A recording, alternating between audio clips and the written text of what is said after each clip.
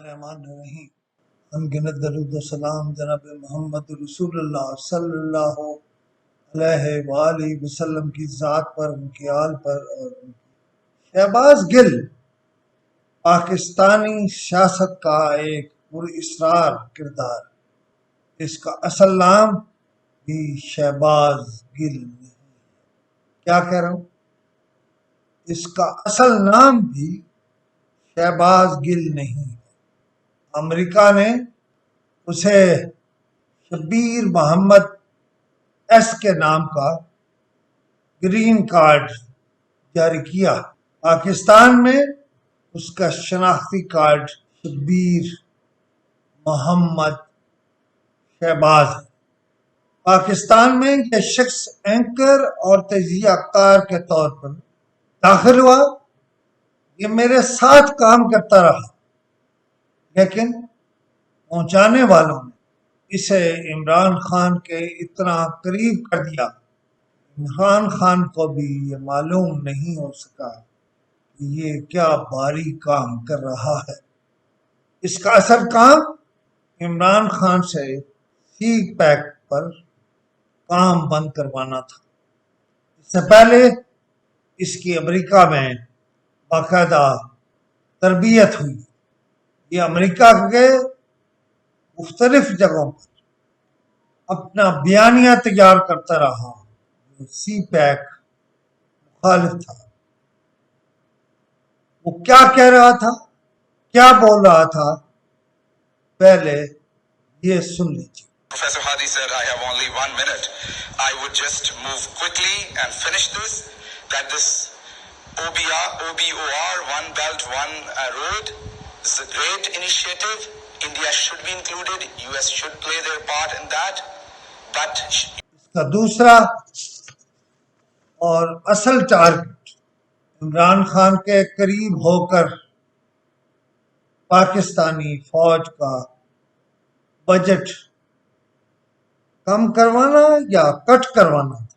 اس کا دعویٰ ہے کہ اس نے ملایا یونیورسٹی سے ایک ڈگری لی، حالانکہ ملایا یونیورسٹی وہ ڈگری کراتی ہی نہیں، اس نے لکھی ہوئی۔ ذرا دل تھام کے بیٹھیے۔ یہ وہ حضرت ہیں یونیورسٹی آف شمپین ایونیو شکاگو میں پاکستان آرمی کے اخراجات کم کرنے پر ریسرچ کی، اور اس سے پہلے امریکہ میں سی پیک منصوبے کے خلاف لابینگ کرتے رہے۔ انہیں پاکستان لانے کا سہرا جناب اسد عمر کے سر ہے، جو امریکہ میں ان کے ساتھ پارٹی کھیلتے تھے۔ اگر سوال یہ ہے کہ عمران خان اس امریکی کارڈ ہولڈر کو اپنے قریب تری کرنے سے پہلے کیا پاکستان کے سیکیورٹی کے اداروں سے کوئی رائے لی تھی؟ مجھے ذاتی طور پر معلوم ہے ادارے اس کے پنجاب میں جناب عثمان بزدار کے قریب ہونے سے لے کر اب تک اس پراسرار کردار پر کام کرتے رہے، اور انہیں اس کے بارے میں ذرا معلوم نہیں۔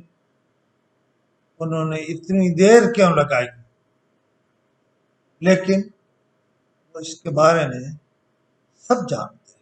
اور انہوں نے راولپنڈی سے واشنگٹن تک، واشنگٹن سے نیو یارک تک، اور نیو یارک سے شکاگو تک، اور پھر ملایا تک ساری چیزیں چیک کی ہیں۔